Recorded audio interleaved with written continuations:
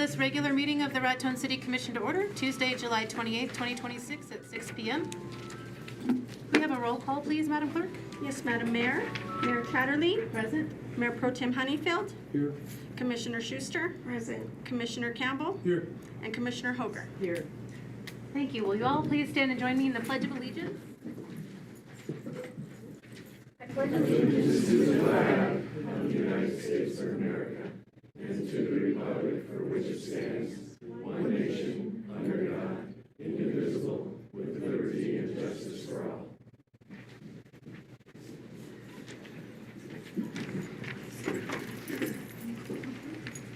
I'd like to recognize all our visitors here tonight. Welcome, and welcome to those of you online.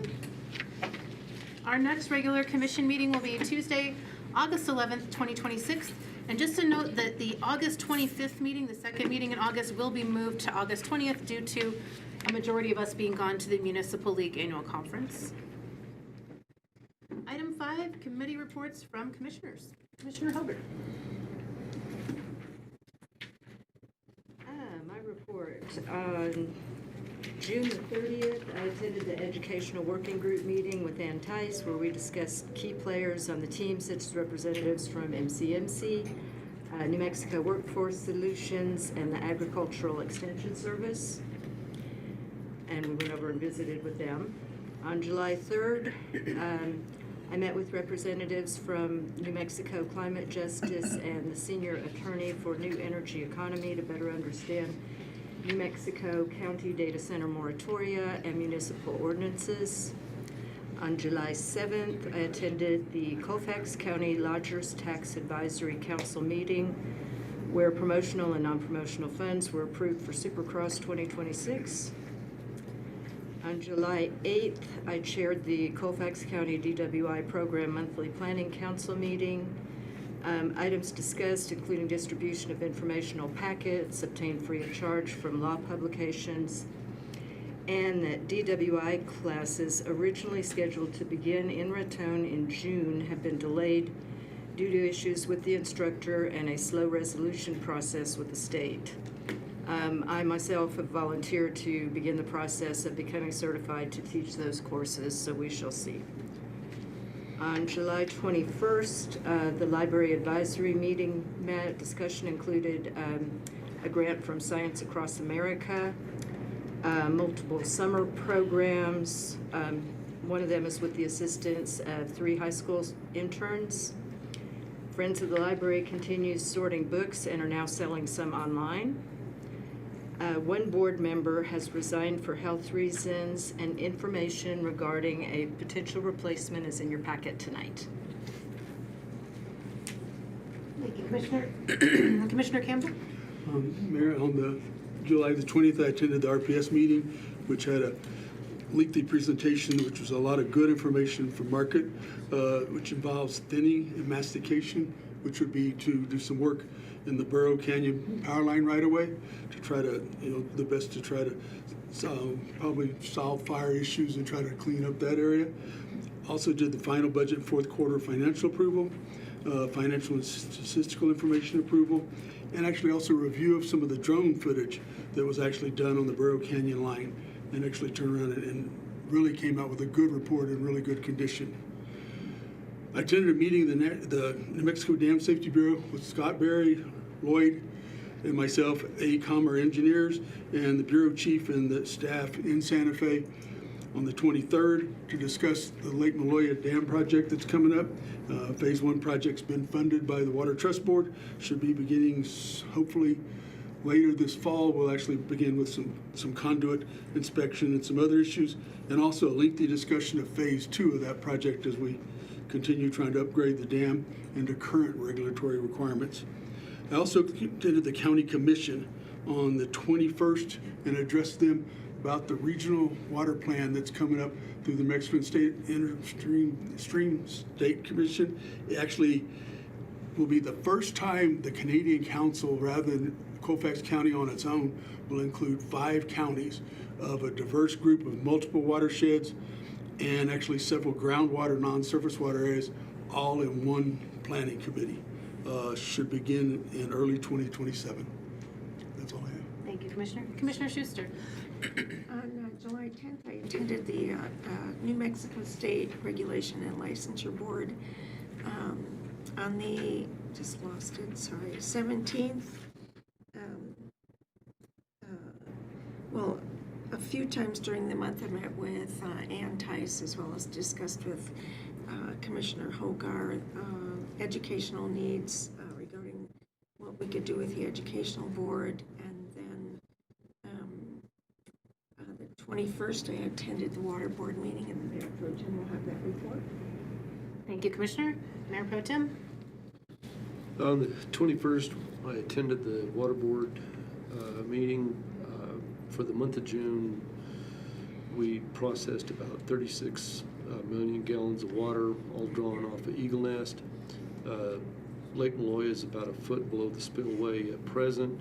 Eagle Nest Lake is about 100 feet below the boat ramp. The Phase 1 improvements on the Cimarron line are completed.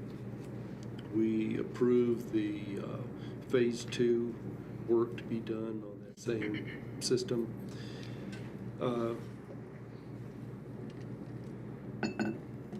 The golf course system was repaired after the flooding from the last storm this last month.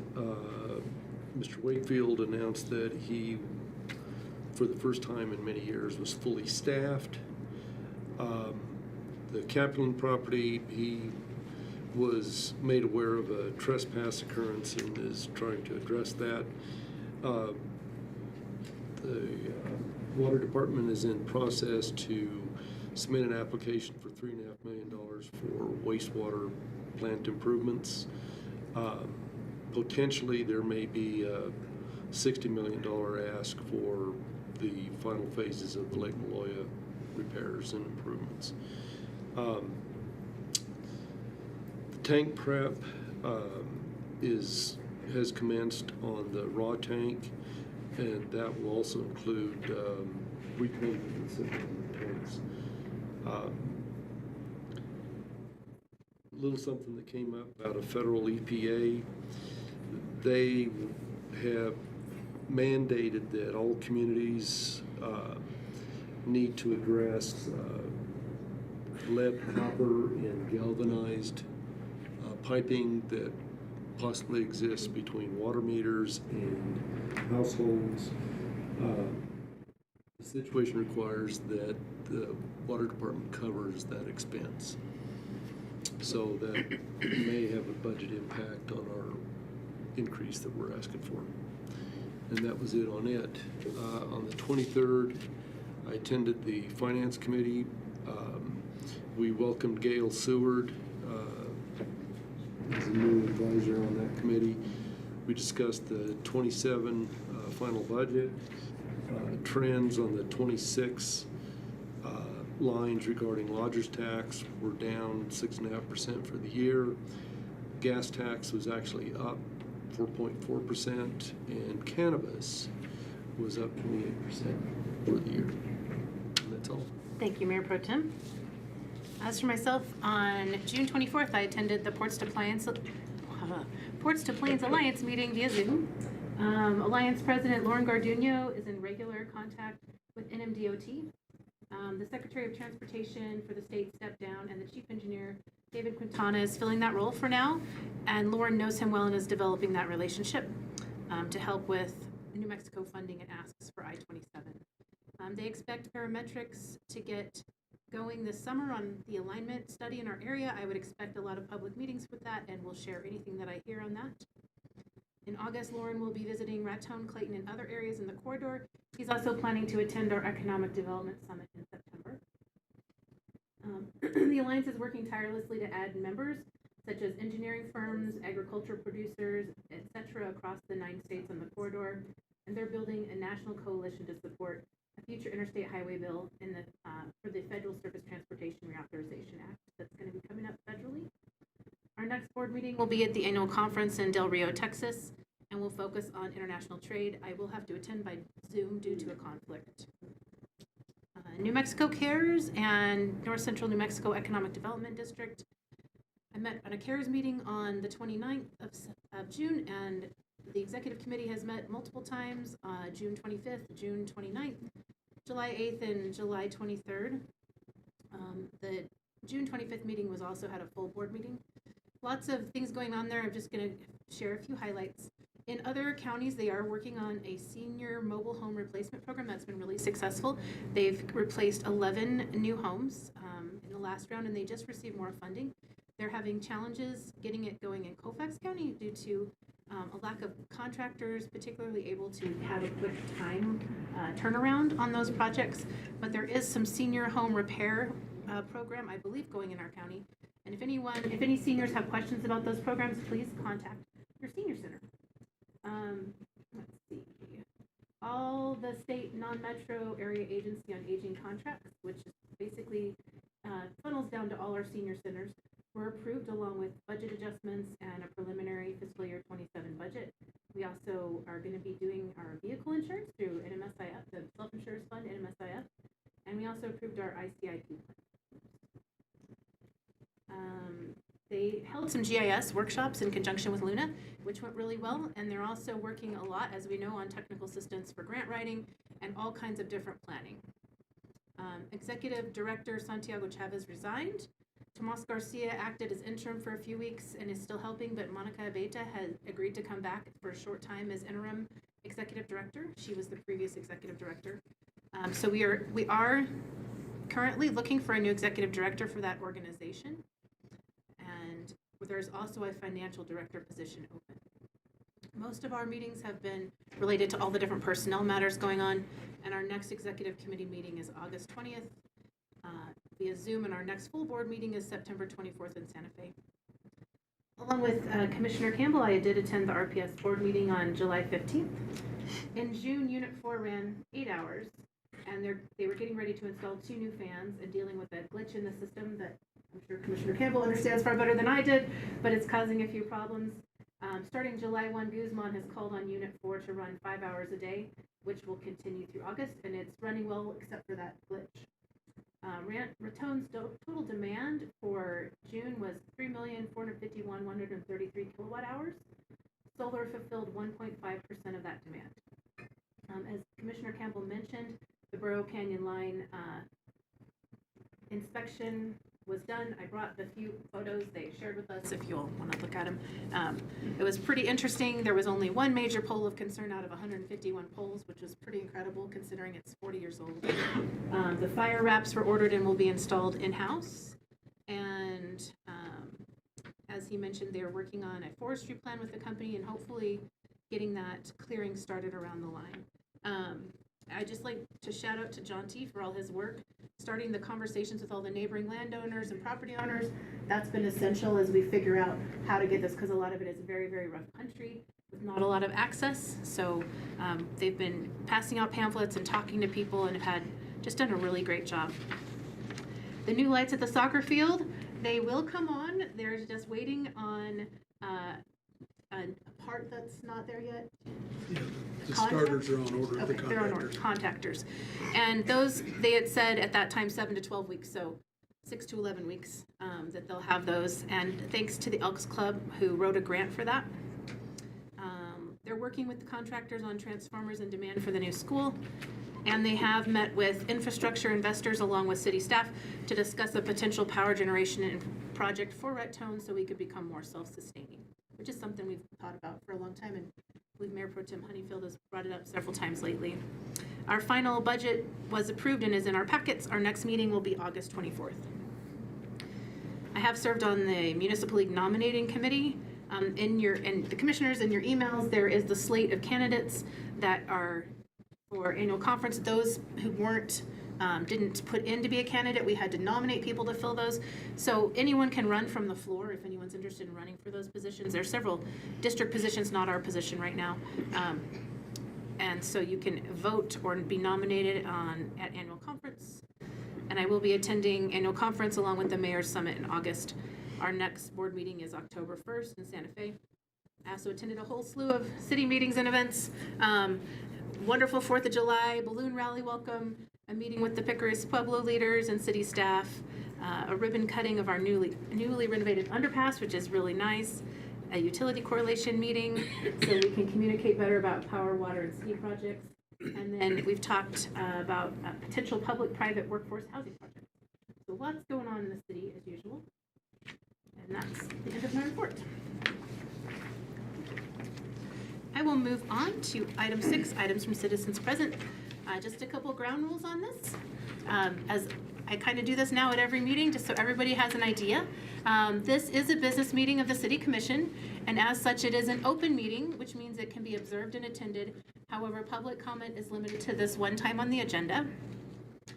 Public comment is not a time for back and forth conversation. It's not a question and answer session. If you'd like to talk to us, we would love to talk to you one-on-one. You can get our cards. They're right out in the hallway in front of the desk, or you can find our information online. Just give us a call or shoot us an email, and we'll find a time to meet with you. You can also contact the city manager directly to ask any questions. Third, anyone wishing to speak in the meeting, including ourselves, per rules of order, must be recognized by the meeting chair, which is myself. Fourth, cheering, clapping, jeering, side comments, and other interruptions are not appropriate in this business meeting. Fifth, all comments from the public should be made from the podium to the commission. And sixth, I personally ask that you abstain from profane remarks, and I really appreciate civil behavior. Each speaker will have up to 3 minutes. If you're in a group, we ask that you consolidate and pick a few speakers to speak on behalf of your group, and we will have 15 to 20 minutes for this item. So as you come up, as we open the floor, please make sure you state your full name for the record. And with that, I will open the floor to items from citizens present.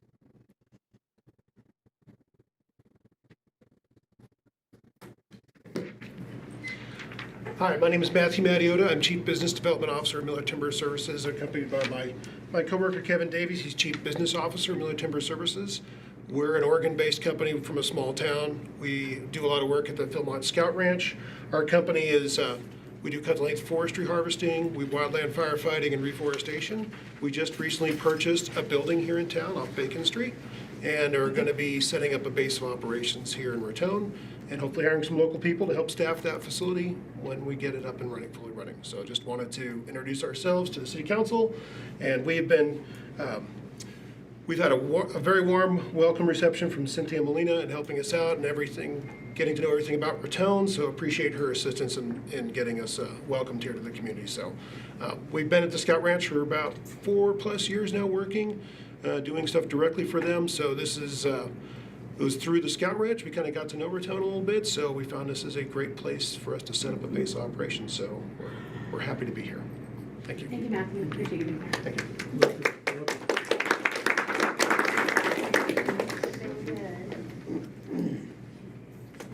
Good evening, Commissioners,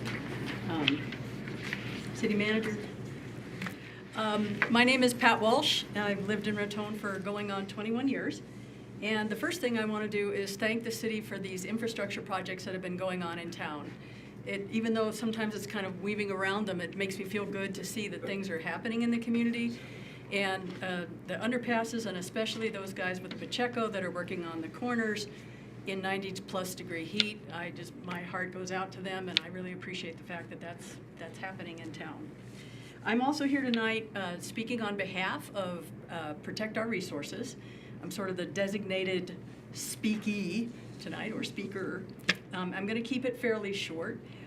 We had a meeting last night, and on behalf of trying to show that we aren't just necessarily against something, but we are for something, we brainstormed a list of sustainable development ideas to just see what we could come up with, and there's some interesting ones on here.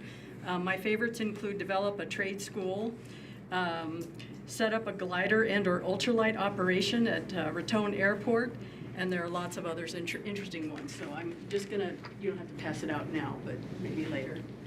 And I want to say in general, especially since this is our last City Commission meeting before the August 10th deadline for Adirex's feasibility study, that we as a group remain concerned about the possibility of a data center, AI data center facility in town. We wanted to be here tonight, though, because we wanted to say that we wanted to express our gratitude to all of you and city staff for all the energy and research and time that you have put into working on a draft of an ordinance on data centers. And we want you to know that we see you doing this and we appreciate you doing this.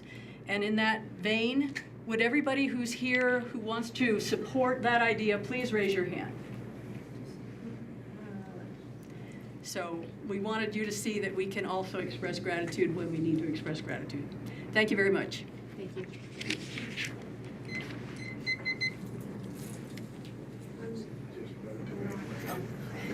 Hello, Mayor and Commission. I just wanted to make an announcement. I don't know if anyone's seen, but El Raton Media Works did get a grant through the AARP Community Challenge Fund. And so basically with that funding, we are setting up basically a tech help support at the Senior Center weekly. So every Thursday from 1 o'clock until 3 o'clock, Jose will be down at the Senior Center basically helping anybody over the age of 50 help with anything that they need technically. He's helped people already with their iWatches, with their phones, computers, tablets. I think some people have them on speed dial now. So yeah, that'll be going on for through December every week. So anybody, it's totally free. Anybody can go down there and get help. And then we'll be doing some targeted classes for cybersecurity kind of classes, scam prevention, things like that. But a lot of it's, what most people have needed is basic tech support, just like getting locked out of their phones and computers and things. And then along with that, we will be doing, of course, a video series. So we're going to be recording some scenes talking about their experience of technology throughout their lifetime, just to kind of, think about, I mean, if we all reflect back on the changes that have been in our lives from the time we were born and, to now, it's really incredible, and to reflect on that. But we just become kind of in the soup of it and don't think about how much has actually changed, and everything is just evolution. So just to help people not be so scared of technology changes. So but yeah, so we welcome anyone to come down to the Senior Center, whether they go there regularly or not, if you're over the age of 50. So thank you. Thank you. Anyone else? Okay, we'll go ahead and move on to the next portion of our meeting. Thank you all for being here. We very much appreciate that. Appreciate your thanks. Oh, did someone else stand up? I'm sorry. Oh, yes, yes, I would love to. I guess I didn't stand up fast enough. We have time. Come on up.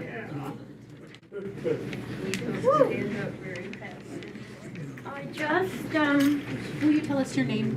my name's Irene Purcell, and I'm gonna talk about noise again, because I think it's something that hasn't been adequately addressed, is the kind of noise that is emitted by a data center. What residents, that's people who live there, near AI data centers report experiencing sleep disruption and chronic insomnia, headache, migraines, and ear pressure, vertigo, nausea, and sensation of internal vibration, elevated stress, anxiety, depression, and cognitive fatigue, and a persistent feeling that their home has been industrialized. It's a different kind of sound. It's not something you hear. The frequency is low, so it is felt, and it can't really be adequately measured to be compared with other noise ordinances that are in place now, because it has such a physical effect on your body. So I just want to ask y'all to please consider the noise issue when considering putting an A1 data center in Raton. Thank you very much.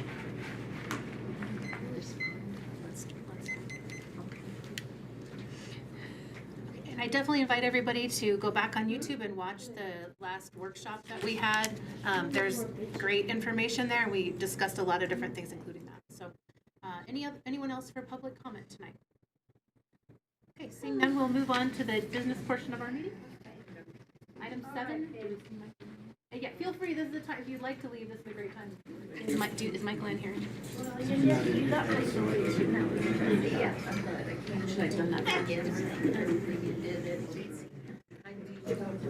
You can just postpone them to a different time in the meeting. It would be table if we're going to do this meeting. Maybe we'll do A and B and then table C, D, and E. Okay. Okay, we'll move on to item A. Deliberate and act on approval of the July 14, 2026 regular meeting minutes. Any comments or amendments from the commission? Seeing none, I would entertain a motion. Madam Mayor, I'll move to approve the minutes from July 14th, 2026 meeting. Okay. In that case, I'll second. I have a motion and a second for the minutes. Any further discussion? All in favor, vote by the sign of aye. Aye. Any opposed? Motion carries. Item B, deliberate and act on ordinance number 1040, establishing rates for water and sewer use from the municipal system of the city of Raton, amending ordinance number 1018 and repealing all ordinances and regulations in conflict therewith. Mr. Scotta. Mayor and Commission, before you is an ordinance that was introduced by the Raton Water Works, establishing the rates for water and sewer use in Raton. We do have tonight with us the Raton Water Works Director, Mr. Lloyd Wakefield, as well as Board President Mark Morris. I will turn the podium over to Mr. Wakefield to field any questions. Thank you. Mr. Wakefield, would you like to come up to the podium? Don't be shy. I'm feeling you're saying no, but you have to come up. Okay. Comments or questions from the commission first? Boyd, would you like to present any information about this? I know we talked about it at our last meeting. Right, it's just, we're proposing a rate increase. It's just the cost of doing business, as I had stated before, chemical costs, permitting costs, just the requirement, we're a highly regulated department and we have to pay for the cost of doing business. And the rate is $2.10. If you recall, Mr. Campbell had stated you can buy a bottle of water or 1,000 gallons of water for that same price. It's up to you. The average change of $2.10 is what we can expect. Some folks, just depends on how much water usage you have. It could take some folks a couple months to see that. Depending on their usage of what they've actually used per month. Okay. You guys have some great projects coming up too. Really appreciate all the work you're doing there. Very busy. Very busy. Anything from the commission? Well, just to clarify, so the typical residential household would only see an increase of $3 or $5. I mean, is it that small based on what they would use? It would see an increase of $2.10 for every 1,000 gallons that they use. Yes. Okay. Anything further from the commission? Thank you, Mr. Wakefield. Appreciate it. This is a public hearing. If anyone is here to talk about this ordinance 1040, please take this time to come up to the podium and address us. Okay. Seeing none, I would entertain a motion on item B, ordinance number 1040, establishing rates for water and sewer use from the municipal system of the city of Raton. Madam Mayor, I'll move to approve ordinance 1040, establishing rates for water and sewer use from the municipal system of the city of Raton, amending ordinance number 1018 and repealing all ordinances and regulations in conflict therewith. Second. I have a motion and a second to adopt ordinance 1040 pertaining to the rates for water and sewer use. Any further discussion? Madam Clerk, can we have a roll call, please? Yes, Madam Mayor. Mayor Chatterley? Yes. Mayor Pro Tem Honeyfield? Yes. Commissioner Schuster? Yes. Commissioner Campbell? Yes. And Commissioner Hoger? Yes. Thank you. Motion carries. We've been asked to table items C, D, and E to the end of the meeting. so that those reports can be finalized. If I could have a motion to table items C, D, and E. So moved. I'll second. I have a motion and a second to table items C, D, and E related to the budget to the end of the meeting. Any further discussion? All in favor, vote by the sign of aye. Aye. Any opposed? Motion carries. Thank you. We'll move on to item F, deliberate and act on voting delegate and alternate for the New Mexico Municipal League 2026 Annual State Conference. Mr. Scotto. Mayor and Commission, the New Mexico Municipal League Annual Conference is scheduled for August 25th through the 28th in Las Cruces. As required, the commission needs to appoint a voting delegate and an alternate. In past years, the mayor has generally served as a delegate. However, this is not a requirement, and since you were only available for one day, we need another delegate and an alternate. Thank you, Mr. Sagata. So do we have any volunteers? I will not be able to be there. It's to serve as the voting delegate on Thursday. Do we have any volunteers that would be willing to serve as the voting delegate and an alternate? I'll be there, so I'm willing to serve. Serve as the delegate? Yes. Anyone else who's going to be there might be an alternate? Not I know sure. I'm usually one of the delegates, and this year I can't guarantee I'll be there. Can't guarantee. Okay. I may. Can't guarantee it right now. Okay. Mr. Sagata, do you think, will you be there? Could we put you as an Madam alternate? Mayor, I was just going to say, since I'm probably going to be there, I'd be the alternate. Thank you. Okay. So I have a motion. Do I have a motion to for that action? Madam Mayor, I'll move the same. Dan be the voting delegate and Mr. Sagata be the alternate. I'll second. Motion a second for Commissioner Campbell to be the voting delegate and City Manager Sagata as the alternate. Any further discussion? All in favor, vote by the sign of aye. Aye. Aye. Any opposed? Motion carries. Move on to item G, deliberate and act on event forms.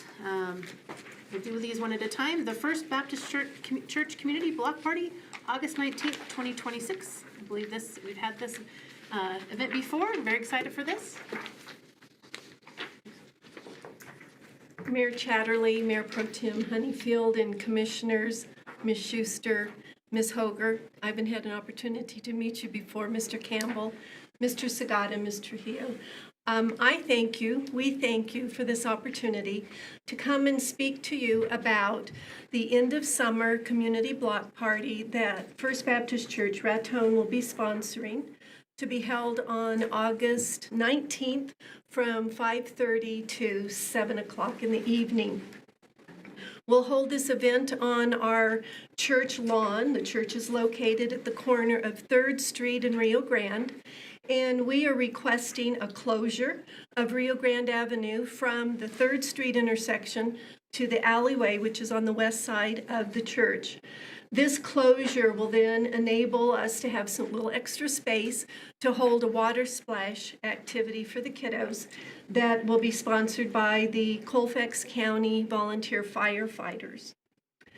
I'd also like to take this opportunity, since I have a little bit of a mic and I can take an opportunity to, and extend an invitation to all of Raton and the surrounding communities to come and join us for this free, fun-filled community block party, and it is to celebrate the end of summer, and we could maybe also celebrate the end of this heat wave.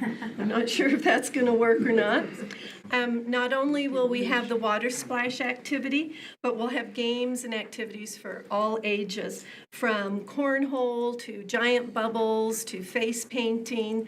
We'll be having an activity for kids to make gospel bracelets, and we'll also provide dinner and food.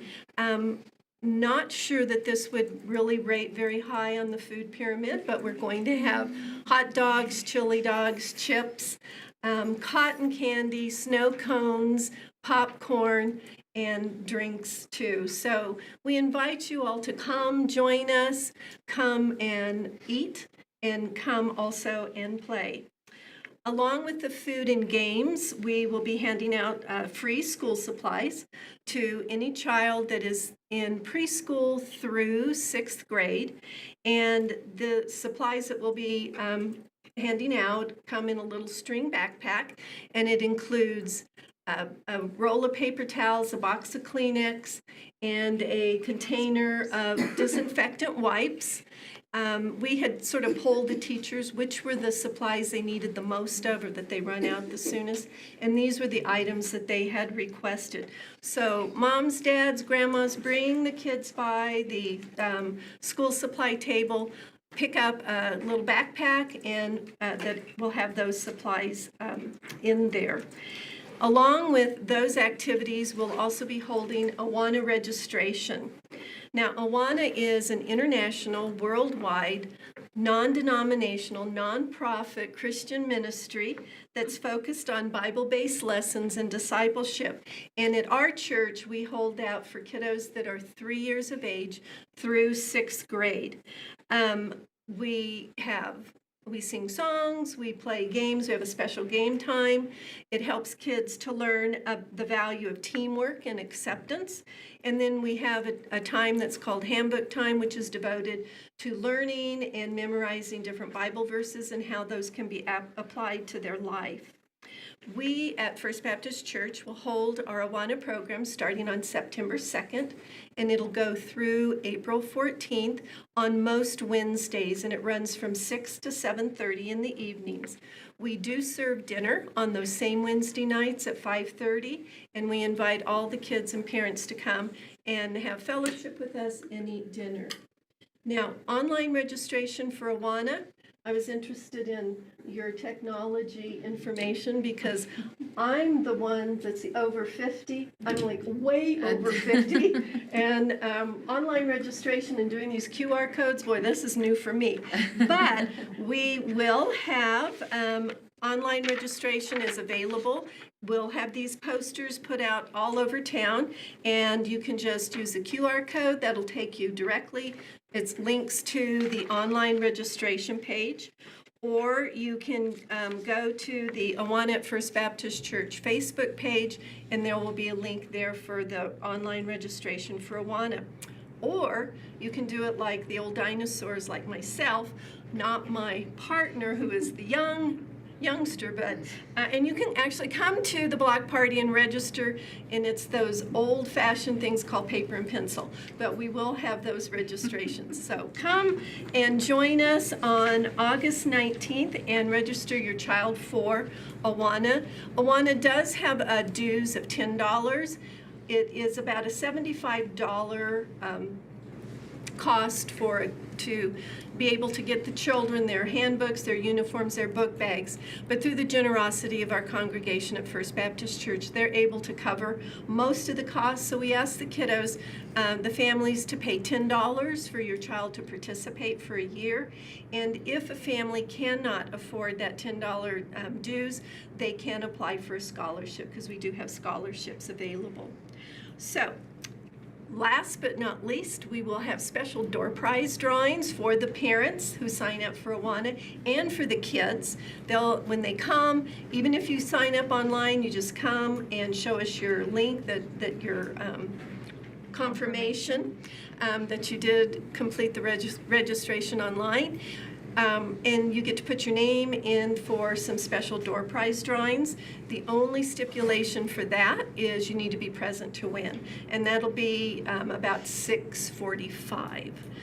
And I think I forgot to say there was one other stipulation. If you're a 3-year-old and you're going to want to join Awana, parents, those 3-year-olds do need to be potty trained. That's the only stipulation in our, and they have to be 3 by September 1st.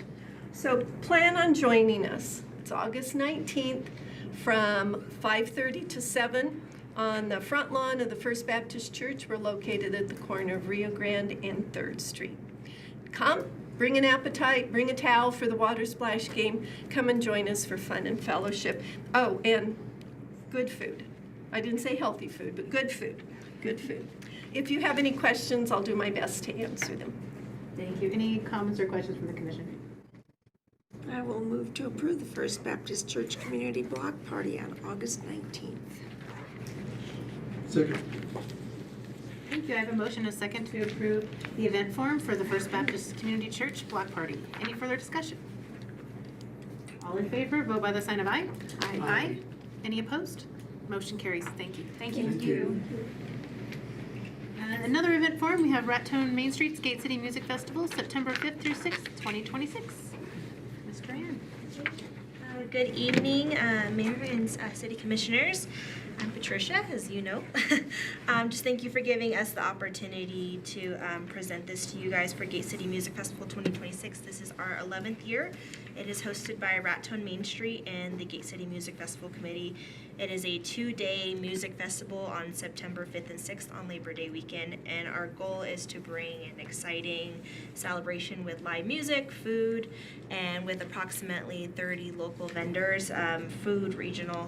We also have a kids zone that is sponsored by McDonald's, and they're going to be bringing it's bubbles, foam, and so we're excited to have them. And then we will also have a headliner concert at the Historic Schuler Theater. Just a couple of our footprint and our street closure requests is we are requesting for First Street along Cook Avenue and Clark Avenue to be closed. And also we will be hosting our event at the Heritage Park in the north parking lot area, kind of where the EV charges are, because that is where all of our food truck plugins are at. And so our setup will begin Friday, September 4th at 8 a.m. Our tents will be coming in. And then our main event hours are Saturday, not that we start at 8, but our vendors start setting up about 8:30. And then that will last until midnight because we will have a dance that comes in to midnight. So middle of the day, we'll have vendors, music, and then at about 8 p.m. we'll have a street dance open till about midnight. And then the next day, for Sunday, we will have the event hours from 10 a.m. to 6 p.m. on that street as well. And then the Schuler Theater will have our concert, as always, from 7 p.m. to 11 on Sunday night for Exile, our headliner. So what we are requesting is that we have, because public safety is number one, is that we would like barricades to remain in place on this map that we had sent you guys, so that we could just kind of keep everything organized. We will also let our business owners know that we will be closing off those streets so that they will be well aware. Additionally, we would like to request police presence for our street dance from on First Street from 11:30 a.m. to midnight, and then our overnight security from 10 p.m. that Saturday to 8 a.m. that Sunday, and then police presence again because we also have a beer garden Sunday from 12 to 5. Oh, we also have the beer garden on Saturday, apologize.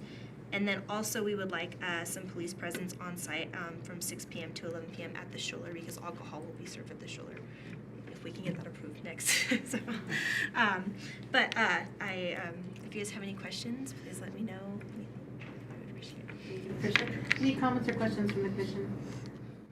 Mr. Scott, anything to add?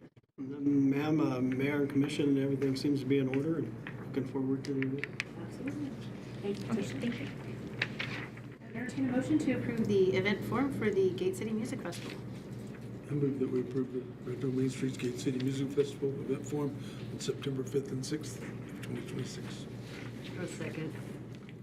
I have a motion and a second to approve the event form for Gate City. Any further discussion? All in favor, vote by the sign of aye. Aye. Any opposed? Motion carries. Item H, deliberate and act on public celebration permits, which will make the Great Gate City Music Festival more fun. Not that it's not fun without them. We have 2 from Dragonfly Brewing LLC, 1 for indoor and 1 for outdoor, and then we have another for Left Turn for outdoor. Anything, Mr. Scudder, you want to add on these? Again, Mayor and Commission, everything seems to be in order, and just awaiting your approval. Thank you, Mr. Scudder. Any comments or questions from the commission? Entertain a motion to approve the celebration permits. I would move to approve. Can we approve both of them, both Blue Dragonfly Brewery and Left Turn? Yes. Okay, for the public celebration permits. I have a motion and a second to approve the 2 Blue Dragonfly and the 1 from Left Turn Inc. for the public celebration permits for the Gate City Music Festival. Any further discussion? All in favor, vote by the sign of aye. Aye. Any opposed? Thank you. Motion carries.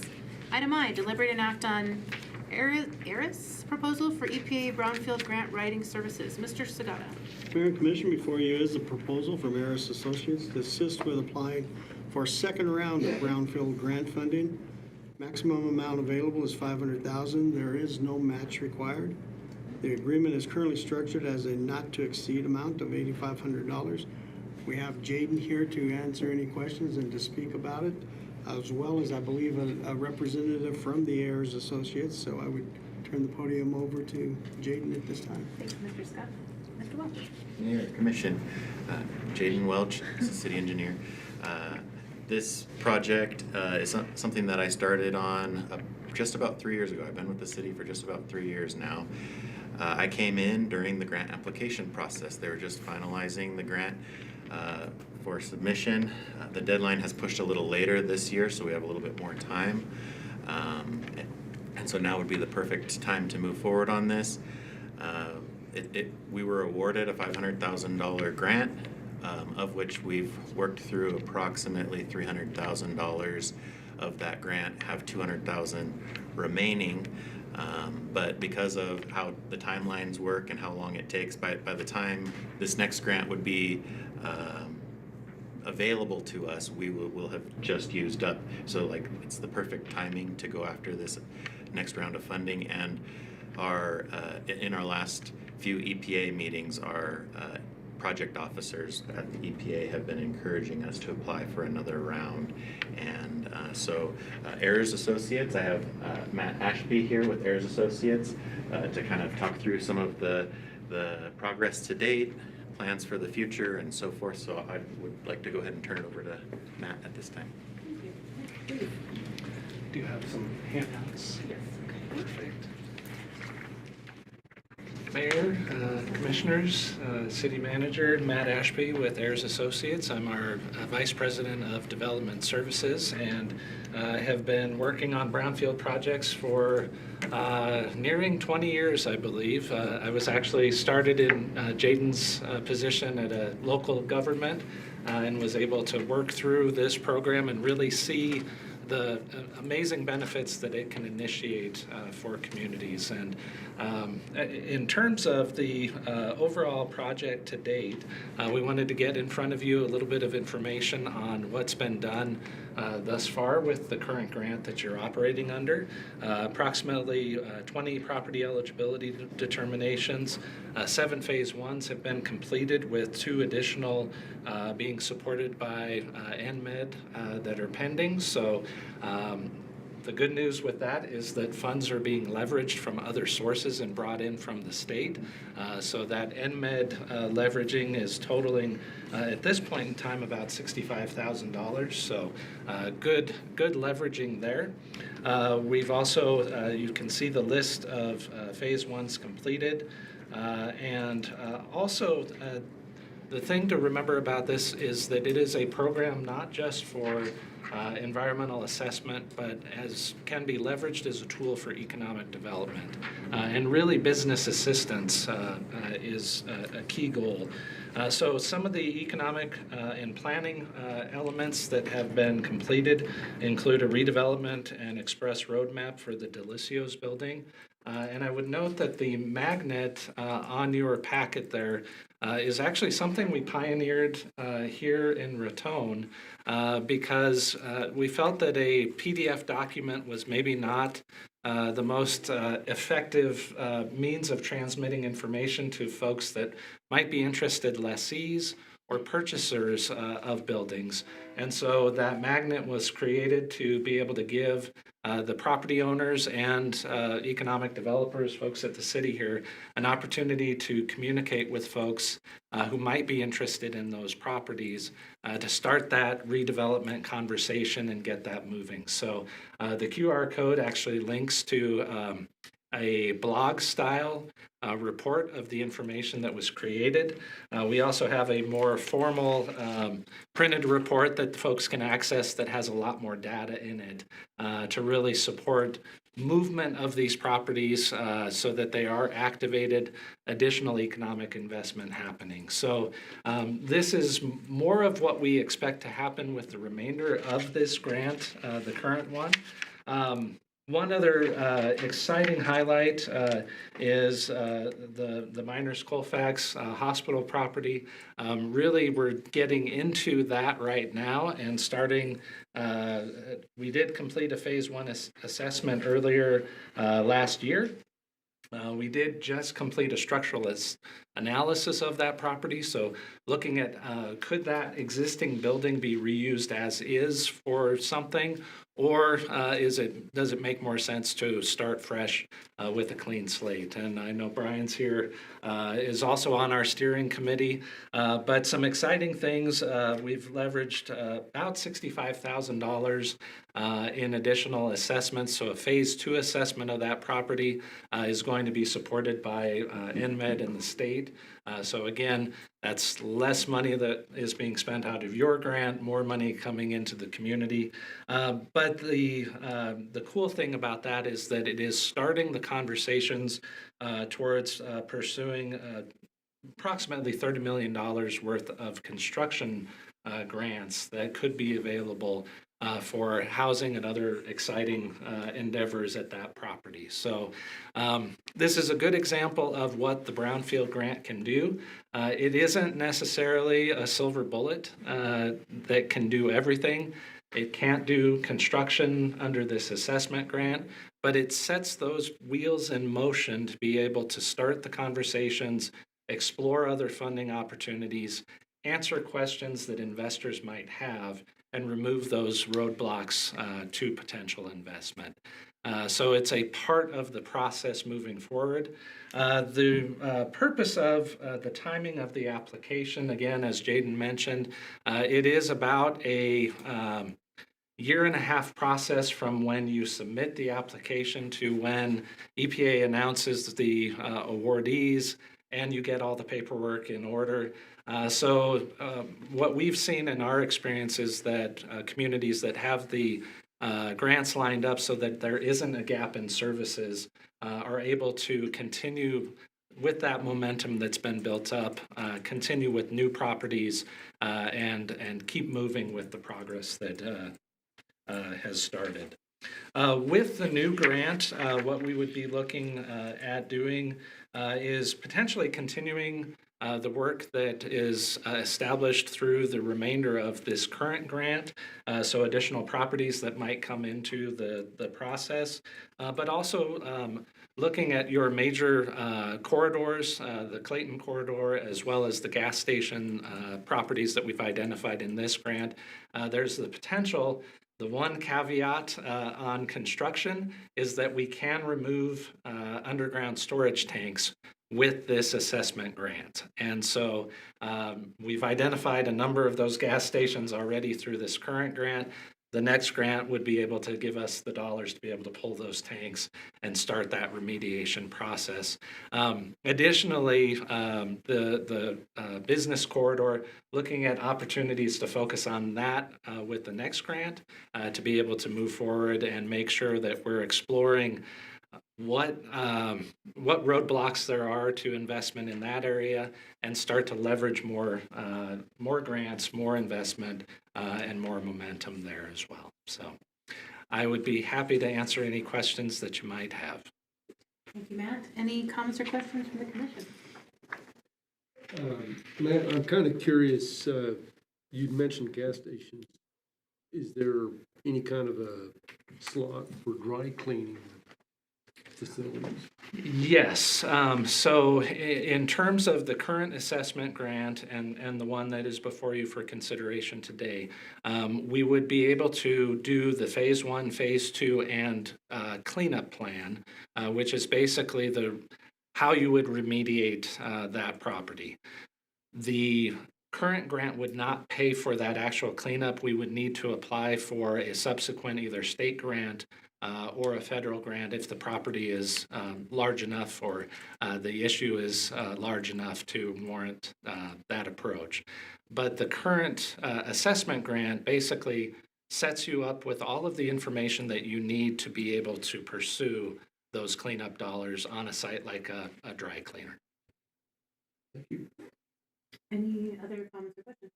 I have a question. So as you move through the phase 1 and phase 2 assessment, you mentioned for minors that you would make a recommendation of whether or not that building could be reused or not.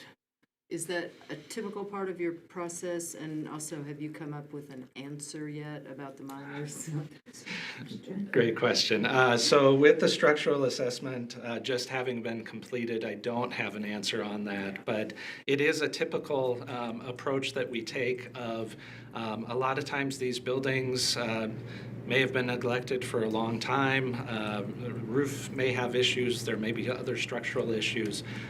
So by completing that assessment, we're able to give cost information, economic development pro formas on what the reuse, the business or development opportunity might be for that site, what that cost of repair to that building would be, and basically give the property owner that information to be able to make a decision on how they wish to proceed. So at this point, with the hospital, former hospital building, we're really in that fact-finding stage, which is the beauty of the assessment grant, because it's hard to spend money on a study like that, an assessment of the structure, if it is looking like the building is in bad shape. And so the reason for this grant is to be able to overcome that hurdle of making it that it isn't a cost to the property owner, but that EPA through the Brownfields program can alleviate that cost and get you to that answer. The question I had was, if you did get the second grant and it does assessment on possibly on asbestos, lead, stuff like that, or even the fuel tanks, I guess like you were addressing before, does it include the ability to remediate asbestos, any of that, or is it just the assessment? It is just the assessment. The one exception is essentially the logic is with the tanks. If you're probing and identifying is there an issue there, you're likely poking a hole in the tank, which is going to cause more problems. And so EPA has identified that, yes, it does make sense for us to include the removal of those tanks with that assessment process. So that's kind of the logic of where they draw that line. Matt, this has been go ahead. Did you have another? Well, Madam Mayor, just kind of adding to Commissioner Hogarth's question. So in the assessment you're doing on the hospital facility, do you blend into this ADA requirements, energy code requirements, CID 2026 requirements, as well as factors from neglect? We try to address as best we can all of the factors that would contribute to a redevelopment cost, and address those as best we can. Sometimes that includes, including other specialties, architects, building code officials, things like that, to provide us with that information. So on occasion we do, but it really is site-specific in terms of what the individual building or business needs. Sometimes it's more of a Main Street approach where we're looking at, is there an idea for a business that somebody has, and being able to kind of work through almost a mini business plan. In other cases, it might be energy efficiency grants of, hey, this building, to renovate it, we would look at energy efficiency windows, and are there grants available to the property owner to be able to alleviate that cost. So really what we're trying to do is to identify the most viable pathways forward for redevelopment of these properties. Well, I guess the reason I asked that question, because public sector works under a whole different set of rules than private sector. In Brian's case, we're kind of stuck to the public sector rules, which maybe aren't quite so friendly to redevelop the property. Yeah, I think in kind of heading towards that property, I think we would need to keep all of those factors in mind. Certainly there are additional costs that might be coming into play, but there are also additional funding sources, that might be available to a public entity as opposed to a private entity. Matt, I really appreciate your information and the report on what's been accomplished to date. That was very clear and well presented, so thank you so much. My one question is, with the phase 1, phase 2, and the cleanup plan, if we're able to move through those on a property, what's the timeline before, if for someone would have to develop before do you have to start those again, or are they good, solid forever? You know where I'm going I with do, this? I Okay. do. Yeah, so the phase 1 environmental studies are really records research and what we call non-intrusive assessment. And basically that identifies, do we think there's a reason to be concerned? And those reports, because conditions can change, somebody could bring in a contaminant or disturb something that would create an issue. Those ones are a little bit more time sensitive in terms of if you're selling a property. So those do have a 180-day time limit on those phase 1s. We really want to be careful in using those assessments, and how we're using them. But ultimately, it still provides you with good information in terms of, is there a cleanup needed? So by moving through that process from phase 1 to phase 2, that phase 2 study is going to tell you what's present, are there actual contaminants present, lead, asbestos, what's the extent of them, and then that cleanup plan will tell you how to clean it up and how that remediation would take place. So that information absolutely carries forward. The 180-day clock on the phase 1 is really related to property transactions. And so, if you're looking at it from that standpoint, there is that limitation, but if you're looking at it from a standpoint of moving into the cleanup process, those reports absolutely continue to hold value as you move further out. And oftentimes it does take longer to be able to arrange for either grants or other funding opportunities to tackle those cleanup projects. Thank you, and I think you've already addressed my other question on the actual demolition of properties. It sounds like we have to source other federal or state funds to do that on a particular property if it were city-owned, for example. Correct, yeah. And, the goal of the assessment grant is to make that application process as seamless as possible. So that you would have all the information that you need, cost estimates, things like that that would be required for that cleanup grant or demolition grant to be able to move forward. So this grant leads into the next ones More that, opportunities, yes, exactly. Excellent, thank you. Anything further from the commission? Anything, Mr. Scott? Madam Mayor and Commission, having heard this and talking through with Jaden, it's been very resourceful for us so far. I would recommend that we pursue the second round of funding for future projects. Thank you, Mr. Scott. Thank you, Matt. Appreciate you being here. Thank you.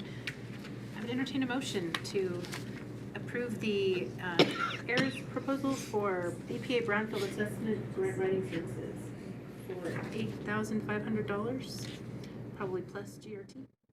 Move that we Go ahead. approve the AIRS proposal for EPA Brownfield Assessment Grant Writing Services at not to exceed lump sum of estimated cost of $8,500. I think that'd be an excellent spending.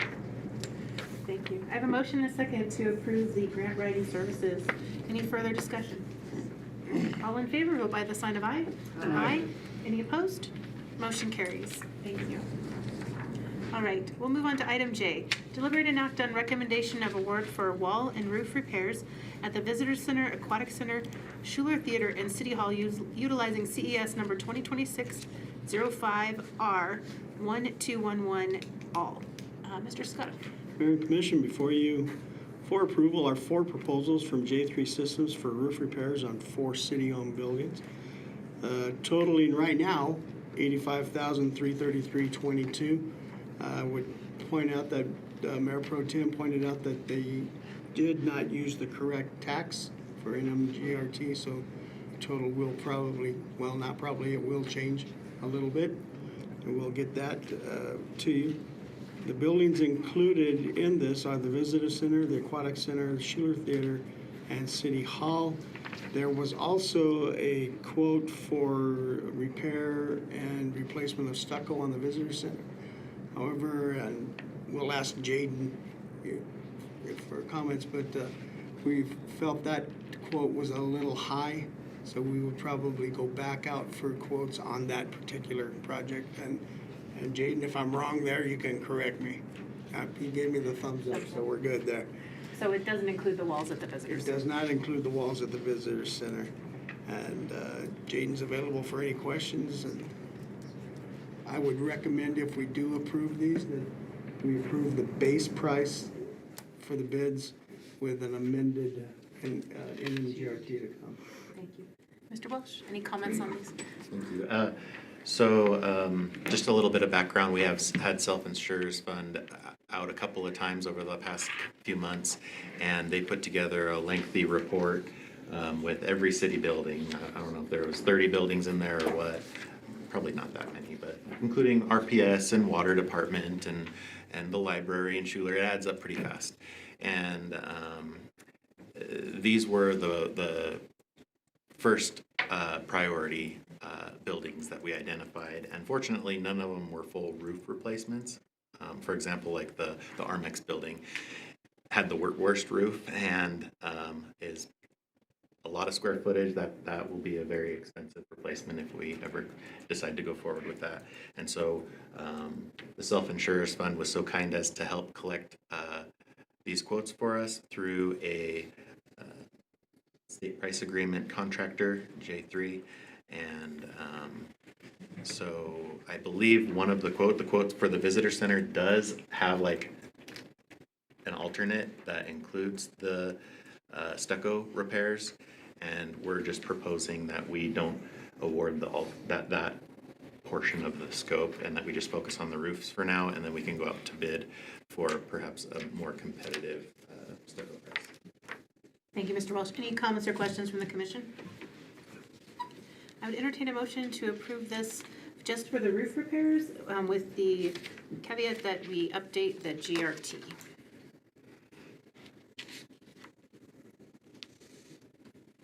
Madam Mayor, I'll move to approve the J3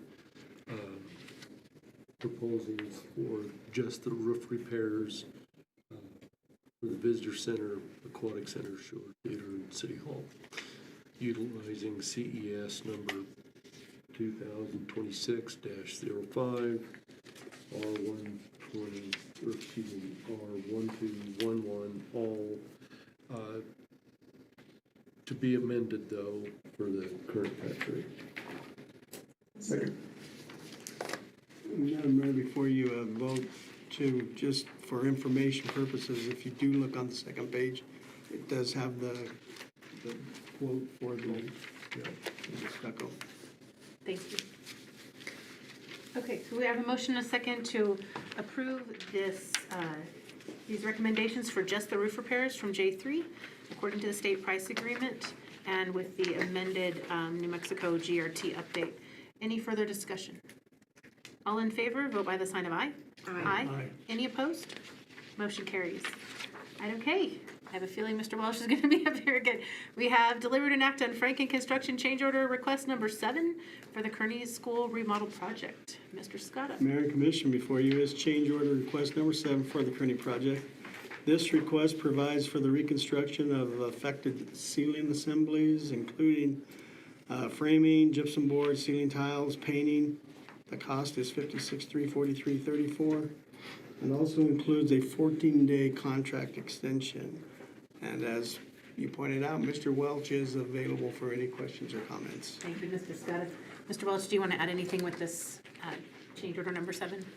I would just add some background to it. The purpose of this is to close in the H1 walls around the perimeter that we shored up over the phase of this last project, particularly for meeting fire code and certificate of occupancy purposes. And so we opted to, rather than include it in the phase 1B scope, we wanted to get rolling on it sooner. We thought we could do it through a change order faster, but didn't want to muddy up the phase 1B bid process. Thank you, Mr. Welch. Any comments or questions from the commission? I have a question though. So, please correct me if I'm wrong here.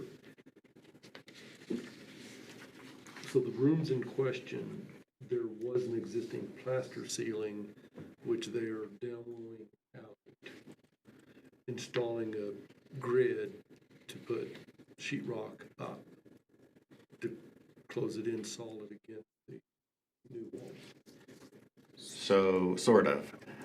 The ceilings have been demoed around the perimeter classrooms of the entire building so that that wall could, and they're all suspended ceilings like this, for the most part, I believe, so that they could extend those support walls so they could grab the roof joists. And so this would actually be an improvement over the suspended ceilings because the suspended ceilings used to hit mid-window. And so what we're going to be doing is we're adding a gyp assembly that drops around, like a soffit basically, that drops around the window so you can see the whole window then. But it just closes that ceiling that they had to open up. It closes it back up. Okay, so it's not the entire ceiling of each end? Correct. Okay. Right. So we'll click on it. Anything further from the commission? Thank you, Mr. Welsh. I would entertain a motion on change order request number 7. I will move to approve Franken Construction Change Order Request Number 7 for the Kearney School remodeling project. Second. I have a motion and a second to approve the presented change order request number 7 for the Kearney School project. Any further discussion? All in favor, vote by the sign of aye. Aye. Any opposed? Motion carries. Item L, deliberate and act on Franken Construction change order request number 8 for the Kearney School remodel project. Mr. Scott. Mayor and Commission, before you is change order request number 8 for the Kearney project. During construction of Phase 1A, it was determined that roof runoff from the historic cow tongue, yes, you heard me right, the historic cow tongue at the rear of the building is not being collected. And this is creating potential drainage issues and damages and that. This change order would connect the drain from the cow tongue, say that fast 3 times, to the underground drainage system. Cost is going to be about $4,149.58. And Mr. Welsh is available. The city would recommend approval. Thank you, Mr. Scott. Mr. Welsh, would you like to add anything about the cow tongue? Oh, just that this, so the roof, the center of the roof has a couple of drains that collect and deposit out the back of the school through this cow tongue feature. And after that major rain event that we had, the water was really coming out of there and not being collected efficiently, and something that wasn't anticipated. And so we're recommending that we just pipe that directly into the storm drainage network that was installed during Phase 1A. Thank you, Mr. Welsh. Comments, questions from the commission? I would entertain a motion on item L. I move to approve the Franken Construction change order request number 8 for the Kearney School remodel project. Second. I have a motion and a second to approve the change order request number 8. Any further discussion? All in favor, vote by the sign of aye. Aye. Aye. Any opposed? Motion carries. Item M, deliberate and act on AVI SPL proposal number 511-5595 for the Raton City Commission Chamber audio upgrades. Mr. Scott. Mayor and Commission, before you is a contract to expand our audio-visual capabilities for overflow crowds, much like we had this evening, and upgrade the sound system within the commission chambers. Over the years, we've received several complaints regarding the inability to hear what is being discussed, not only on the outside, but in the inside as well. This project would upgrade the speakers in the chambers and add microphones, and a monitor outside, and speakers in the lobby area. This item has been discussed a few times recently, and the city would recommend approval. And while Jaden is still here, we'll conclude his portion of the meeting with any questions for this project. Thank you, Mr. Welsh. Yes, ma'am. Just reading through, it looks like there's some software, and we always ask you if there's any recurring charges for software, or are they one time? That's a good question. So when we did the original upgrade a couple years back to the commission chambers, we were conservative. We had talked about doing this stuff in that round, but we were trying to keep costs low. And we said, let's just do this, see how it goes. And so that's the reason why we're back here now, is we've had some meetings, as you know, lately that have stretched out into the foyer. And so as far as the software goes, we are already paying a maintenance fee, like a support fee for AVI. And in fact, they came out a couple of times to help us with the system. And so this add additional scope will be amended into that fee, so that fee will go up by a proportionate amount to the original, what we're paying on the original project. But the software charges are for integrating. We'd be adding a screen out there and doing some programming so that folks out there could see the commission while nothing's being broadcast, but then when something's being presented, it would automatically switch. It'd just be such a seamless system that would be incorporated into our existing panel and everything. And so there's some programming involved in getting everything set up just that way. It would also include a microphone for each speaker so that we could have in-room reinforcement, as well as adding speakers out in the foyer that could broadcast it out farther for overflow. And we didn't realize this until after the project had concluded, but that we have ADA equipment that doesn't work to its full potential right now because we don't have in-room reinforcement. So this will fix our ADA units as well. Other comments or questions from the commission?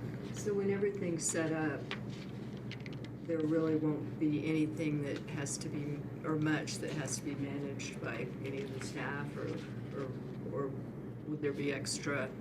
There will be a little extra. You bring up a good point. We've talked about this, how each microphone will be battery powered and will need to be charged prior to each commission meeting. So that would be added to the meeting prep routine, I guess you could say. But other things seem to happen automatically, like whether or not the screen is active. Correct. Yeah, so that screen would turn on with the rest of the system. It would automatically do the switching it needed to do. Yeah, it'll be pretty slick. Are we able to use the screen that's already out in the hall, or are we getting an additional? It would be a new screen. A new screen. Is that just so people can see us? Because my concern is just that people can hear us, like speaker out there, much more than see us. I don't think seeing us is even an issue. Okay. Yeah. Honestly, I mean, I don't know if that saves us any money. They would also be able to see the presentation that's being presented in here. So the one out there, they can't see the presentation? Oh, I thought it was synced with that one. And it's an old TV that just isn't fully compatible with the new system. So we would just have to upgrade the TV. And I think that's a relatively small cost in the scheme of the project. Yeah. So would it involve a camera, or maybe we already have a camera system that would just sync? We have 2 cameras, yeah. So those cameras, instead of just being used by our streaming, would also be out in the hallway on the screen? That's correct. That can be used independently of whatever they use over here, yeah. I just wish we had a little more control over the cameras, because there's a lot of times it will switch to you guys when he's still speaking, or vice versa. So they automatically decide who they're focusing on? Depending on where the conversation is. And that may improve I don't know, with the better, the addition of more microphones, it might make it easier for it to know where to switch, but I can't say for sure. I do think microphones inside the room, and so people can hear us better, is probably a good decision. I know we've had several complaints this year and previous years. People are concerned that they can't hear what we're saying. Online, I think it's easier to hear because the sound is good, but sometimes in the back of the room it can be challenging. Oh, on the online part, sometimes you'll hear the HVAC noise like it's running right now. This also includes the relocation and add the addition of a standoff for the microphone array for the room. So we're hoping to address some of those background sounds as well. Yeah. Is the total cost $37,490.82? Any other comments or questions from the commission? Commissioner Hogan? Yeah, one other question. Do you intend to get the Microsoft Teams room license that was mentioned in the packet? Oh, that's a good question. Put it back. I don't know the answer to that. I'll have to look Okay. into that and circle back with you. Because if we're getting all of this anyway, it would be nice to have Teams as an option when you don't have the ability to attend a meeting in person, because the conference call doesn't work very well. And we can certainly set that up now as the room is. There might be a way to streamline it further, but I would have to look into that. This might be a question for Michael Ann, but in our Open Meetings Act, can people attend by Teams, or is it by conference call, or is it Zoom? I remember there was like a whole back and forth on that, so I didn't know if we had solved that one. I don't see why. I would have to actually look at that. I'm not even sure what our resolution. Yeah, Madam Mayor and Commission, all of your legislative hearings now are By by Zoom or Teams. Teams, yeah. If you want to participate, I don't think that would be an issue. And as Jaden stated, I think we've already got the Teams capability with the software we have now to integrate that already. So I don't think we would need to purchase another license for Teams. I think we can use what we have with our 365 package. Thank you. It was a great question. Thank you, Commissioner. Mayor, I think the bigger issue, whether it's phone or through a Zoom, just as long as we can hear the person and everybody knows how they voted. It's kind of the main concern when we have kind of remote attendance. Thank you, Michael Ann. Thank you, Mr. Welch. Madam Mayor, just be aware that's not our total cost. This page here is all the items that are provided by us. So if there's not an AC circuit up in this field, we have to run it. If there's not an AC circuit in that wall out there for the TV, we pay for that. And there's some other caveats in there. Ventilation, cooling of the equipment, that kind of thing. Other thing, I'd asked Mr. Mayfield to kind of look this over a little bit, and there was a few pointers that he had brought up that I didn't even think of either, but if he would be so kind as to share. You would ask. Well, you get to habitate this with us every 2 weeks, so. One of the questions that come up, see if I can find it here real quick. Of course, one of them, was the microphone. This microphone seems to be working fairly well. Where are we gonna place the speakers? Are the speakers gonna go, it looks like we've got speakers right up here and here. That will work for back here? Correct. We already have speakers in this room that could be utilized for in-room reinforcement if we had the appropriate microphones for that. Okay. Now what about the sound, the HVAC hitting the microphones here on the table, because they're right above some of the microphones on the desk? Is that gonna be, are they gonna have noise canceling? Even this microphone has some noise cancellation, but the fact that it's mounted in the same semi-rigid structure as the diffusers for the HVAC exacerbate the problem. I don't anticipate there being an HVAC sound issue with the podium or dais mounted or placed microphones. Okay. Now, the monitor will come off of this system right here that goes out in the lobby as well as speakers? That's correct, yes. Is the way that will work? Yes, yes, sir. One other comment I'd make though, and Mr. Mayfield and I were discussing it earlier, the time delay between the camera and somebody's smartphone is how many seconds? It varies, but it's gonna be in the neighborhood of 5 to 15, depending on what we're going. The one thought was the TV out in the lobby could actually use YouTube, could connect to the YouTube and have everything that way. But you're indicating that's not an option? Well, that there. Because of the delay? Yeah, the delay would be a problem. they'll get the audio at the same quicker if it just integrates with the system, yeah. Because I just recall a few of the overflow meetings where there was folks gathered around, a few folks that did have their phones. Yeah, and to me, it's distracting because it is delayed and you're hearing yourself like a minute later saying something. Yeah, so just, that was my other concern I talked to Mr. Scott about earlier today, was that delay, like making sure that if we do have something broadcast in the lobby, that it's at the same time. It will be, yeah, yeah. Thank you. Anything further from the commission? Thank you. Would entertain a motion on item M, the AVI SPL proposal.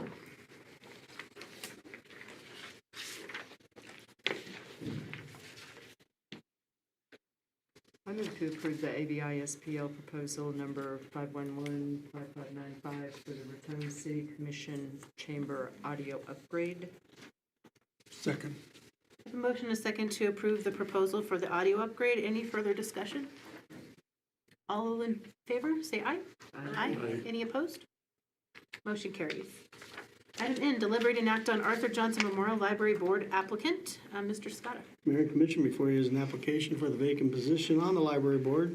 The applicant is Miss Jess Kendall. She comes highly recommended and has a background in education. I would recommend approval. Thank you, Mr. Scotta. Anything from the commission? Commissioner Hogan. I know Jessica personally. She is my neighbor, and I cannot think of a better person to serve on the library board than Jess. Thank you, Commissioner. Is that a motion? Yes. Thank you, Commissioner Hogan. And I have a second from Commissioner Schuster. Any further discussion? All those in favor, vote by the sign of aye. Aye. Any opposed? Motion carries. Thank you, and thank you, Jess, for being willing to serve. We will now, I will accept a motion to pick up items C, D, and E off the table and put them in this portion of the meeting. So moved. I'll second. I have a motion and a second to pick up items C, D, and E off from the table and move into this portion of the meeting. Any further discussion? All those in favor say aye. Aye. Any opposed? Thank you. Motion carries. We will go back to item C, deliberate and act on resolution 2026-38, fiscal year 26 adjustment, final budget number 13. Ms. Antonucci. Good evening, Mayor and Commission. Appreciate the accommodation this evening. I guess that could be a lesson learned. Just always keep me at the end of the agenda. And we'll pass those out.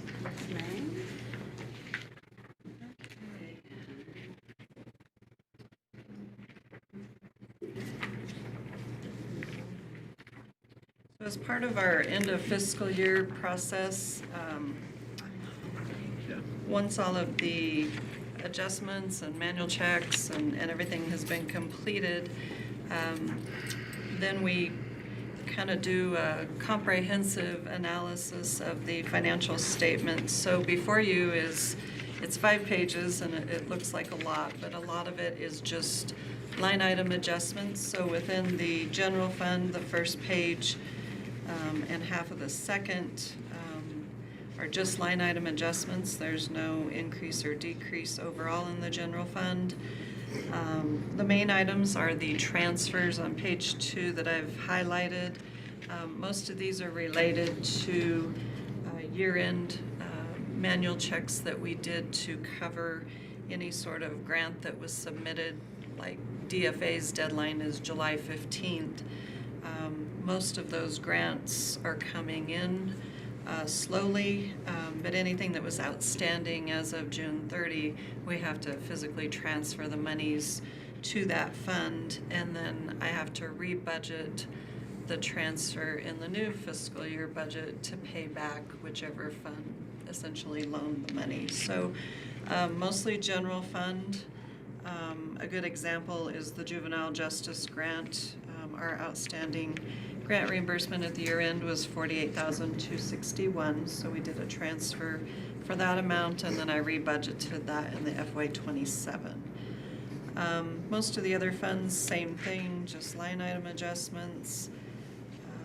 I did want to mention that for the LEPF fund, that's our Fund 206, we did receive notification from DFA this year that they will not allow any sort of a carryover at the end of the fiscal year. We were notified a couple months ago, so we did make sure that we spent that fund down to zero, so I'll be able to reflect and show that on the end of year report. Also in the EMS fund, which is the 208, earlier this year, we had submitted last year's annual report to the Department of Health, and the lady that's kind of our financial analyst recommended that we not commingle funds within the EMS fund. So for example, we have CPR money, standby revenue, like if the fire and EMS goes to a rodeo or the balloon rally. But we do get an annual allotment for the grant, so they really just want us to show that we received the grant and that our expenditures match the exact amount of the grant. So any other funds that we collect for CPR, I think in the previous year we had sold an ambulance, and those revenues were reflected in here. So anyway, we did assure them that we would make all of those adjustments, and so we've created a new fund kind of for that other EMS revenue, and so we'll track them separately. The new ambulance didn't arrive as of June 30, so I'm kind of eliminating some of those line items for the purchase of the new ambulance, but all of that's been rebudgeted in the new fiscal year. Now, $205,000 of that was a grant from Department of Health, so that'll remain in the Fund 208, but in the new Fund 235, we've got the city's match, the county funds that were awarded. And so I have to segregate those additional funds separately from the grant. So a little complicated, but hopefully we got it all straightened out for this fiscal year, and moving forward it won't be that big of a deal, and the reports that we provide to Department of Health will be pretty straightforward. Other than that, sanitation fund, just line item adjustments. So that was really just the main items that I wanted to highlight. This will be submitted to DFA by July. Well, it needs to be submitted probably tonight, because DFA does need to approve this first before we can upload the fourth quarter report. So there's kind of a series of events that have to happen in a certain order in order for us to submit everything by the July 31st deadline. Thank you, Ms. Antonucci. Any comments or questions from the commission on the budget adjustment?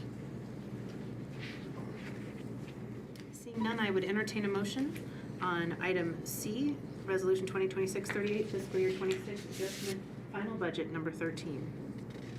Recommend approval of resolution number 2026-38, FY26 final budget adjustment number 13. Motion a second to approve the resolution 2026-38. Any further discussion? All in favor, vote by the sign of aye. Aye. Any opposed? Motion carries. And now item D, deliberate and act on resolution 2026-39, approval of fiscal year 2026 end of year final financial reports for the city of Raton, Raton Waterworks, and Raton Public Service. Ms. Antonucci. Mayor and Commission, I did make everybody a large print copy. I made myself one too, because I realized this one is hard to see. Just some highlights for the end of the fiscal year. You will see in the general fund, our ending cash was $2,822,235. That did improve slightly because I was able to reimburse some of the funds that we kind of had transferred throughout the year. However, I do still have a large amount of funds dedicated to the Kearney Film School. So we'll be able to use some of those funds moving forward into the new fiscal year. But I did try to transfer as much back into the general fund as I could. Other than that, you know, as we talked at the last meeting, just probably close to $11.5 million in grant reimbursements this year. It is a lot of just tracking and, you know, pushing paper and trying to really monitor all of the various grants. You know, they're also very different. I mean, we're dealing with airports, streets, Kearney School, and so each grant has its own complexities. So at times it can be a lot to juggle and manage from the money side of things. But hopefully, we've talked about the cash flow issue of having to front the money in order to pay the vendors, and then once we submit then for reimbursement, once the money's received, then we can refund the general fund back those monies. So has been a little challenging just with the level of large projects that we've been managing this year, and then there was kind of a mad rush at the end, probably like 3 street projects simultaneously. The only good thing about the street projects was the DOT actually dispersed the money for those. If they had not, that would have been a considerable amount of additional funds that we would have had to transfer out of the general fund. So some grants do disbursement, but for the most part, they're all on a reimbursement basis. So as we close out the fiscal year, a large component of our audit is the grants, and so we actually have a meeting scheduled with the audit firm this week to begin kind of the FY26 audit. And so that is kind of a goal of ours, is to work diligently with the audit firm to meet the December 15th deadline. A certain amount of these grants are federal, so we will still have over $1 million in federal grant money, so that requires a federal single audit for this year as well. So, other than that, I guess I could stand for questions if anybody has any questions. Thank you. Any questions from the commission? I'm going to ask the one I didn't want to ask.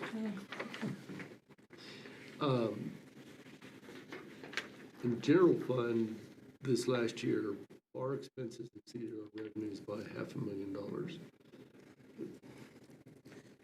So, is that a trend, or do you foresee that just well, I'd say the last 2 years for sure, the commission has approved utilizing reserves for those one-time capital expenditures. So that would be the explanation for why our expenses exceed our revenues. You'll see that also in this year's FY27 budget. We kind of had detailed out a list for the commission of items that would be coming out of our reserve balance. So we need to be less spendy. Well, DFA in the interim budget approval, I don't know if you got a chance to look at the letter that I provided, but at the very bottom, it kind of gives you a cautionary line on there saying that you're, spending X percent of your reserves, and if that trend was to continue, I mean, if you're not responsible, you could deplete your reserves. So anyway, DFA, is very good about monitoring that. But they've also been very good at approving our budget because we give them a detailed list of the items that we're going to utilize our reserves for. So, which cannot be reoccurring expense. It has to be kind of those one-time capital expenditures. Also on that line 100, the ending cash balance, does that include the CD?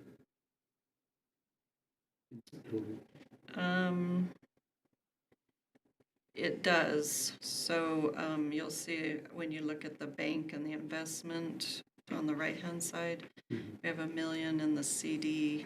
That was the bank balance, but yeah, so it would be $1,822,235 without the CD in there. Ms. Antonucci, correct me if I'm wrong, but I believe we've decided purposely over the last few years to actually spend down some reserve because we had such a healthy reserve that it prohibits us potentially from getting different monies. And so in the past, we've had budget workshops where we've discussed keeping a certain, we have to have 1/12. We'd like to keep 3 plus 12s, 3 to 6 12s. But when we get over that, we tend to spend down intentionally. So that's not necessarily getting more been the spending. practice, but the challenge this year was needing to utilize those funds to cash flow all of these projects. So it could get a little dicey at times when we're depleting the general fund too much because we've moved the cash into other funds. So I think that's the only thing that kind of worries me a bit. But we do still have a very healthy cash reserve. So once these projects are done and we're no longer having to cash flow them, then all that money will go back in to the general fund. Those grants, I know, are very, you're shifting around a lot of money to try to figure out how to get things paid for.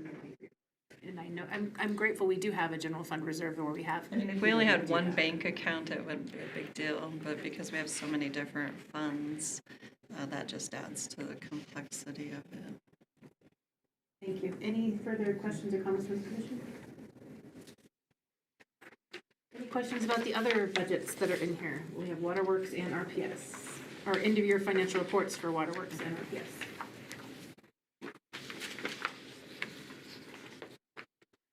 If not, I would entertain a motion on item D, resolution 2026-39. I will move to approve resolution 2026-39, approval of FY 2026 end-year financial reports for the city of Raton, Raton Waterworks, and Raton Public Service. I have a motion and a second to adopt resolution 2026-39. Any further discussion? All in favor, vote by the sign of aye. Aye. Any opposed? Motion carries. Item E, deliberate and act on resolution 2026-40, 2026 through 27 municipal budget adoption, 115th fiscal year. Ms. Antonucci. Mayor and Commission, my apologies. Normally I do provide you kind of a detailed spreadsheet that kind of shows all the various changes that I made to the budget. So I just kind of have my list with my chicken scratch on it, but we can kind of go over the final FY27 budget. So just continuing with the discussion that we just had, we did budget, and I don't have the list with me, but I believe it was over $700,000 to come out of reserves for those various one-time capital improvements. The only thing I would mention is that we kind of had to add to the list anything that was budgeted for this fiscal year, like the ambulance that was not received. So I kind of made the decision, the city has a fairly large transfer on that ambulance. It's about $304,000. And then we'll get the $40,000 from the county, and then the rest is the EMS grant. But I chose not to transfer those funds before receiving the ambulance. So those funds are still sitting in that cash reserve. So Dusty Russell, our EMS director, did go to Ohio this past week. The ambulance probably would be ready, I'd say, by late August, early September. So I'll just kind of hold off, and then once we know once it's going to be delivered, we'll transfer the funds out of the general fund for our portion of that. But I did rebudget that in this year's budget. You'll actually see the transfer. It's $304,810. It's in that Fund 235, which is our new EMS other funds. There were, a few things that, and I apologize, like the commission computers. We are going to get those ordered, but we knew because we had delayed it that we couldn't receive them by the end of the fiscal. So those did get rebudgeted in the FY27 budget. We kind of did that with the department heads. We did have a cutoff of, I think, June 15th, June 17th for issuing POs. Because a lot of times late in the fiscal year, if you order it, you're not going to receive it. So anything that kind of got delayed, we had to rebudget for the new fiscal year. Let's see, go down my list here. I did get notification yesterday that the EMS state grant, this past fiscal year, it was $97,639. The grant for the new fiscal is slightly less at $91,175. So I kind of went through, made changes for any grants that we had received. At a previous commission meeting, you had approved 2 new DOT agreements, so I've added both of those into our Fund 305. We also did receive a New Mexico Clean and Beautiful grant. We're still in the application phase for the taxiway, a resale project, but I had figures, so I went ahead and added that into the budget. You did at a previous commission meeting approve the E911 grant, so I've included that.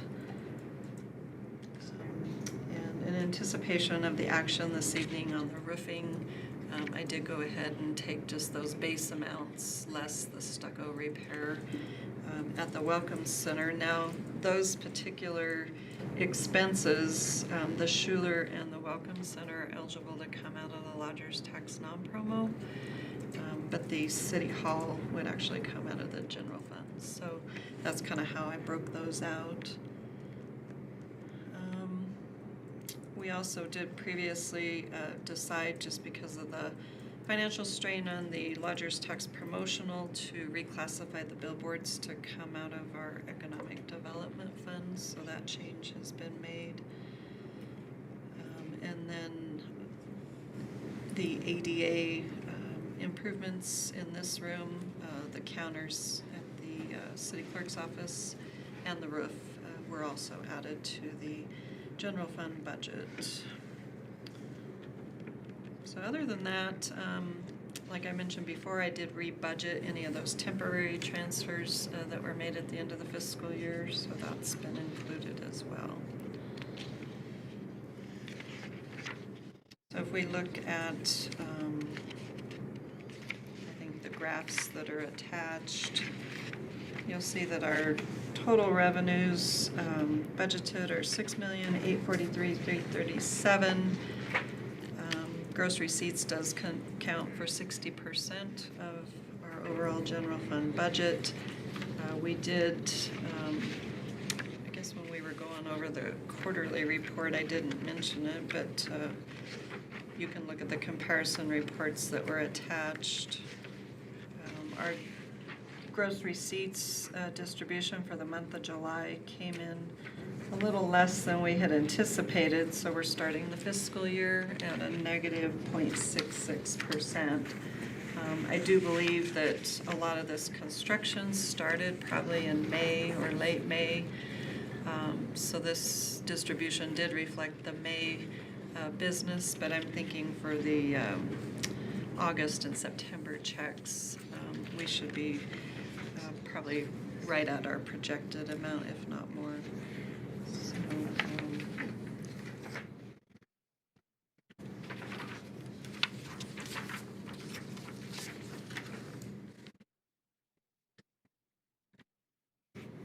and then in the listing of the expenses, you can see them detailed out by department. So the total operating budget would be $7,475,369. 1/12 of that we must maintain is the $622,947. So as we've discussed before, the $1 million that's set aside in the CD is adequate to cover that reserve amount and then some. Now, when we did the interim budget, our revenue over expense was exactly the amount that we were taking out of reserves. This looks a little different now that I've budgeted monies to be paid back into the general fund before the end of the fiscal year. So just kind of wanted to point that out. But overall, for FY27, the total budget for all funds would be just over $30 million, $30,090,744. And just in capital outlay funds alone, we have about $11.4 million budgeted for this upcoming fiscal year. I guess I shouldn't say upcoming, we're already in this fiscal year. I'm still working on June. And then,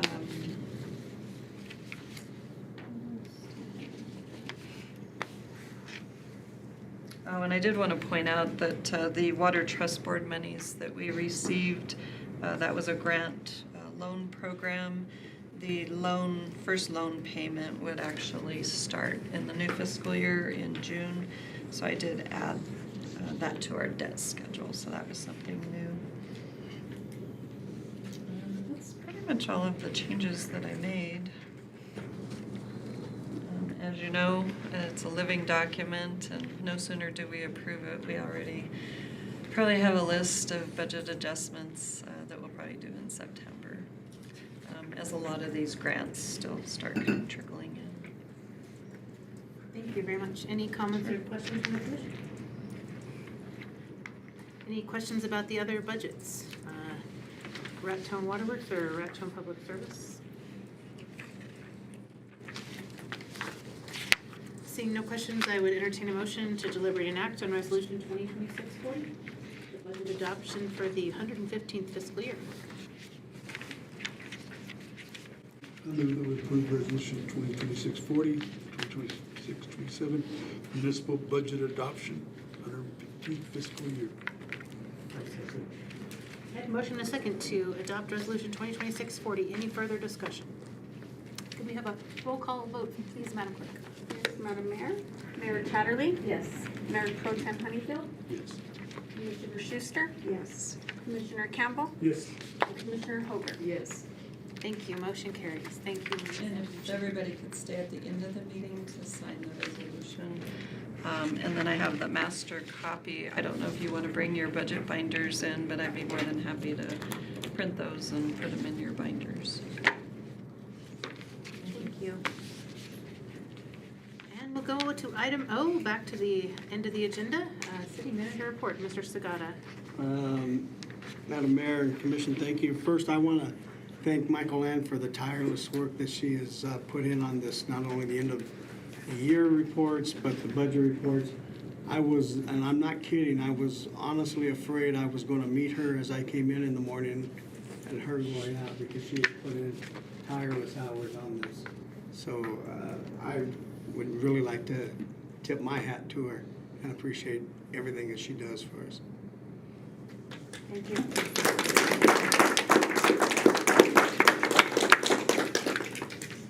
All right, a couple other things real quick. Continue to work with the Picaris on the casino project. Representatives from the Pueblo were actually scheduled to make a trip to Washington, D.C. recently, and had set up a meeting with the Deputy Director of the Department of Interior. Still waiting on word on how that went. We know that they were there because we did see a picture of the governor during the Chaco Canyon protests and all of that up there. So he was in the picture standing next to Senator Heinrich. So we know they made the trip, but we just have not got a report yet on how that went. We continue to work toward a data center ordinance, zoning update. Held the workshop last Wednesday, and we're progressing quite well towards the end game there. The staff and the mayor also met with the Yes Housing Org last Thursday about the potential to develop the El Portal site into a possible workforce housing project and that. The mayor might be able to give you a little more information on that if you want to get with her at some time. I wasn't able to attend that meeting. That group will be on site on the 13th of August to look at the El Portal site and a couple other sites that might be potential areas for a housing project. Same line, we also met with the Center for Housing Economics about a possible project. This project will be more focused on low-income housing and possibly the ability for us to donate land for those projects. We have found, they pointed out that there is a provision in the anti-donation clause that if you own the city owns the land outright, it can donate it to a developer, but it has to be specifically for low-income housing. So we had some conversations with them. Probably will be having some more in the future with them. Tomorrow, we're gonna be meeting with Land and Trust about not tomorrow, Thursday. Be meeting with Land and Trust about the Buck Ridge property to see what the insights are. We have got now notification from DFA or we're still waiting notification on DFA for that grant. Yeah, we have not received Okay. grant agreement. That was a reauthorized. Yes. Allocation. Yes. We know the reauth went through though, but we're still waiting on documents. Last week we held our monthly utility meeting. We discussed projects that are going on with each of them. And a lot of that was mentioned in the reports today from you all, the RPS, for example, Burrow Canyon, looking at talking to a contractor there. Raton Waterworks continuing on the tank rehab and cycling up for phase 2 of the Cimarron water line project. And then finally, I'd just like to take time to recognize another of our staff, Chief Anthony Burke. Just spent a 21-day shift on the Aspen Acres fire. He was a division leader there, working in the state of Colorado.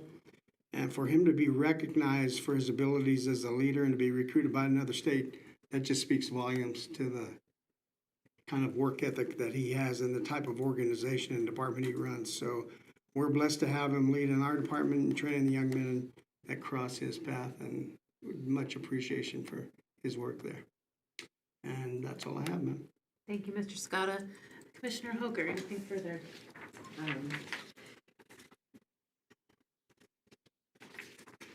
Can I ask again about what you said about the workforce housing? Which group were you talking It's called to? yes.org. It's a private investment group. Private, okay. What they do is they will find a developer for you and help with getting all that set up, and possibly even find someone, if the city did not want to manage that building, they would find someone to manage the property as well. They have a lot of different projects, different styles of projects. They've done all manner of different projects related to housing.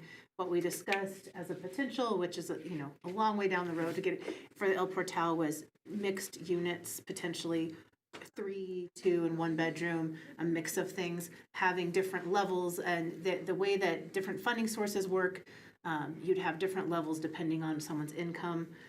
Some of it would be higher end, they've found that it's better to mix as many different types of housing as you can together. So you'd have workforce level housing, maybe a little low income housing, and then just regular housing and different sized units for a bigger family or someone who just needs 1 unit.